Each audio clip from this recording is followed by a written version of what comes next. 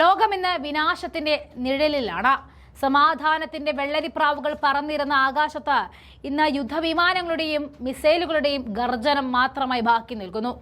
ദശാബ്ദങ്ങളായി ആഗോള ആണവായുധ മത്സരങ്ങൾക്ക് കടിഞ്ഞാണിട്ടിരുന്ന new starts ഉടമ്പടി ഇന്ന് ഔദ്യോഗികമായി അവസാനിച്ചിരിക്കുന്നു. ഇത് കേവലം ഒരു കരാറിന്റെ അന്ത്യമല്ല, മറിച്ച് ദശാബ്ദങ്ങളായി നിലനിന്നിരുന്ന ആഗോള സുരക്ഷാ ചട്ടക്കൂടിന്റെ സമ്പൂർണ്ണ തകർച്ചയാണ്. 2026 ഫെബ്രുവരി 5 എന്ന ഈ തീയതി ചരിത്രത്തിൽ രേഖപ്പെടുത്തുന്നത് ഒരു പുതിയ ശീതയുദ്ധത്തിന്റെയോ അതോ അതിലും ഭയാനകമായ ഒരു ആണവ മത്സരത്തിന്റെയോ തുടക്കമായിട്ടായിരിക്കും. അമേരിക്കൻ പ്രസിഡന്റ് ഡൊണാൾഡ് ട്രംപിനെ സംബന്ധിച്ചിടത്തോളം കാര്യങ്ങൾ അത്ര ശുഭകരമല്ല. സ്വന്തം കാലിനടിയിലെ മണ്ണ് ഒലിച്ചു പോകുന്നത് നോക്കി നിൽക്കാനേ അദ്ദേഹത്തിന് ഇനി കഴിയുകയുള്ളൂ. വൈറ്റ് ഹൗസ് പോലും ട്രംപിനെ തള്ളിപ്പറയുന്ന ഘട്ടത്തിലേക്ക് കാര്യങ്ങൾ നീങ്ങുമ്പോൾ വെനസ്വേലയിൽ നടപ്പിലാക്കിയത് പോലെ ഇറാൻ പ്രസിഡന്റിനെ റാഞ്ചാമെന്ന അമേരിക്കൻ മോഹങ്ങൾ ഹോർമോസ് കടലിടുക്കുകളിൽ മുങ്ങിപ്പോയിരിക്കുന്നു. ഇവിടെയാണ് റഷ്യ തങ്ങളുടെ കരുത്ത് കാട്ടി ട്രംപിനെ വെല്ലുവിളിക്കുന്നത്. പടിഞ്ഞാറൻ ശക്തികളുടെ ഏകപക്ഷീയമായ ആധിപത്യം തകർക്കപ്പെടുന്ന ഈ നിർണായക ഘട്ടത്തിൽ റഷ്യ തങ്ങളുടെ സൈനിക കരുത്ത് ലോകത്തിന് മുന്നിൽ പ്രഖ്യാപിക്കുകയാണ്. 2010 പ്രാഗിൽ വെച്ച ഒരു ഒപ്പുവെച്ച ഉടമ്പടിയാണ് ന്യൂ സ്റ്റാർട്ട്.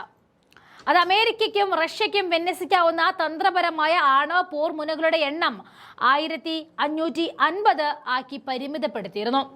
ഇതൊരു വലിയ സമാധാനത്തിന്റെ ശ്രമത്തിന്റെ ഭാഗമായിരുന്നു. എന്നാൽ കഴിഞ്ഞ ദശകങ്ങളിൽ അമേരിക്കയുടെ ഭാഗത്തു നിന്നുണ്ടായ ഈ നീക്കങ്ങൾ ആഗോള സുരക്ഷാ ചട്ടക്കൂടിനെ അപ്പാടെ തകർത്ത് കളഞ്ഞു.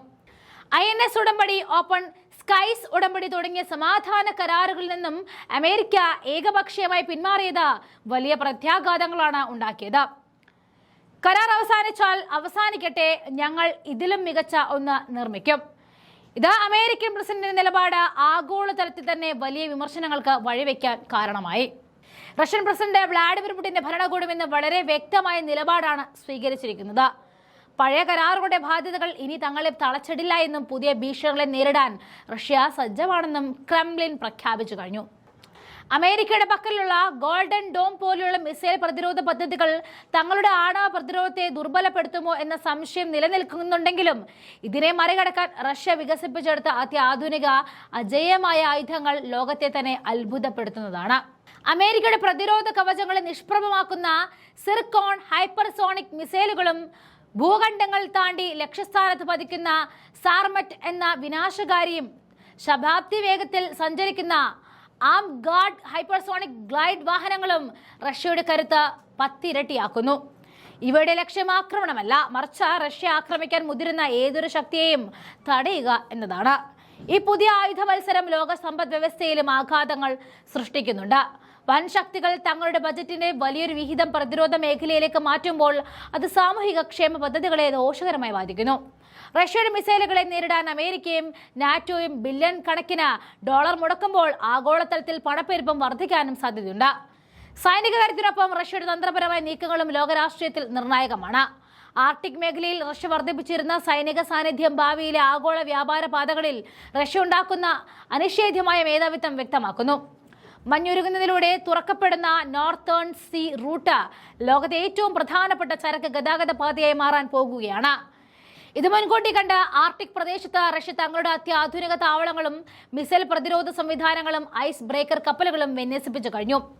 പടിഞ്ഞാറൻ ശക്തികൾക്ക് എളുപ്പത്തിൽ കടന്നു ചെല്ലാൻ കഴിയാത്ത ഈ മേഖലയിൽ റഷ്യൻ ആധിപത്യം ഉറപ്പിക്കുന്നതോടെ ആഗോള ഊർജ്ജ വിഭവങ്ങളുടെ നിയന്ത്രണത്തിലും വ്യാപാര സുരക്ഷയിലും റഷ്യയ്ക്ക് വലിയ സ്വാധീനം ലഭിക്കും.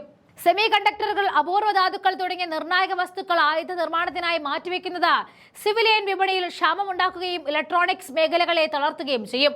ഈ സാഹചര്യത്തിൽ ആഗോള സമാധാനം എന്നത് ആയുധങ്ങളുടെ അഭാവമല്ല, മറിച്ച് ശക്തികളുടെ തുല്യതയാണെന്ന് റഷ്യ കരുതുന്നു. ന്യൂ സ്റ്റാർട്സ് ഉടമ്പടികളുടെ മരണം ഒരു യുഗത്തിന്റെ അന്ത്യമാണ്.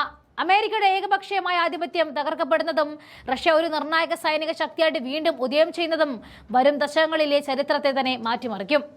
പാശ്ചാത്യ രാജ്യങ്ങൾ റഷ്യയെ സാമ്പത്തികമായും സൈനികമായും തളർത്താൻ ശ്രമിക്കുമ്പോൾ തങ്ങളുടെ കൈവശമുള്ള അതിമാരകമായ ആയുധങ്ങൾ ഒരു ബാലൻസിംഗ് പവറായിട്ട് പ്രവർത്തിക്കുന്നു എന്ന്, തങ്ങൾ ഉത്തരവാദിത്തത്തോടെയാണ് പ്രവർത്തിക്കുന്നത് എന്ന് റഷ്യൻ വിദേശകാര്യ മന്ത്രാലയം വ്യക്തമാക്കുമ്പോഴും റഷ്യൻ മണ്ണിൽ തൊടാൻ ശ്രമിക്കുന്നവർക്ക് അത് കടുത്ത ആത്മഹത്യാ പ്രഹരമായിരിക്കുമെന്ന മുന്നറിയിപ്പ് ക്രെംലിൻ നൽകി കഴിഞ്ഞു.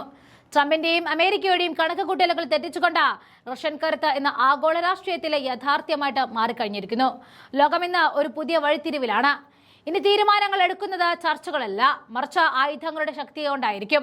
വിനാശത്തിന്റെ നിഴലിൽ നിന്ന് ലോകം എന്നെങ്കിലും മുക്തമാകുമോ, അതോ ഈ ആയുധ മത്സരം സർവനാശത്തിലേക്ക് വഴിമാറുമോ എന്ന് കാലം തെളിയിക്കേണ്ടിയിരിക്കുന്നു.